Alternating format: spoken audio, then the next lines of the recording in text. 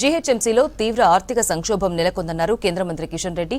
దీని ప్రభావం నేరుగా పేదలు ఉండే బస్తీలపై పడుతోందన్నారు. అధికారులతో కలిసి హైదరాబాద్లోని సనత్ నగర్, చాచా నెహ్రూ నగర్ బస్తీలో పర్యటించారు కిషన్ రెడ్డి. కాలువల పూడికతీత పనులు కాకపోవడంతో రోడ్లపై మురుగు పారుతోందన్నారు. సిల్ట్ తొలగిస్తే వర్షపు నీరు సాఫీగా వెళ్తుందని సూచించారు.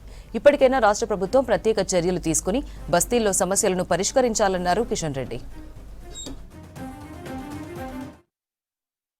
వేసవి కాలం వస్తూ ఉంది. హైదరాబాద్లో ఒక దిక్కు మంచినీటి కొరత, మరొక దిక్కు విద్యుత్ కోతలు ప్రారంభమైనాయి. గతంలో ఉన్నటువంటి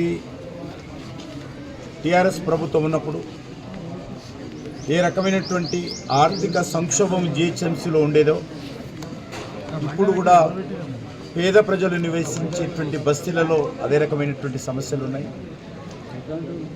విద్యుత్ బల్బులు కాలిపోతే కొత్తవి తీసుకురావడం కానీ, లేక వర్షపు నీటి కాలువల్లో పూడిక తీయడం కానీ ఈ సంవత్సరం ఇంతవరకు పూర్తి కాలేదు. డిసెంబరు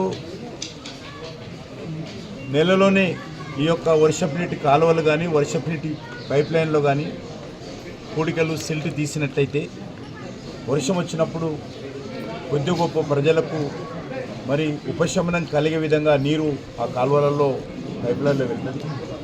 ఈరోజు పూర్తి స్థాయిలో హైదరాబాద్లో ఎక్కడ చూసినా కూడా మనకు ఉండేటువంటి వర్షపు నీటి పైప్ లైన్లే తప్ప వర్షపు నీటి కాలువలు పూర్తిగా ఎంక్రోచ్మెంట్ అయిపోయినాయి.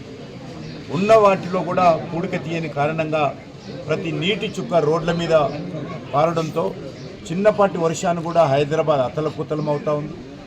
నేను జీహెచ్ఎంసీని, రాష్ట్ర ప్రభుత్వాన్ని కోరేది ఒకటి, హైదరాబాద్ బ్రాండ్ ఇమేజ్ కాపాడుకోవాలంటే ఈరోజు ట్రాఫిక్ సమస్య కానీ, మంచినీటి సమస్య కానీ, వర్షపు నీటి కాలువల పునరుద్ధరించే కార్యక్రమం కానీ, వీధి లైట్లను రిప్లేస్ చేసే కార్యక్రమం కానీ, బస్తీలో ఉన్నటువంటి రోడ్లను పునరుద్ధరించే కార్యక్రమం కానీ వెంటనే చేపట్టాల్సిందిగా నేను ప్రభుత్వాన్ని కోరుతా ఉన్నాను.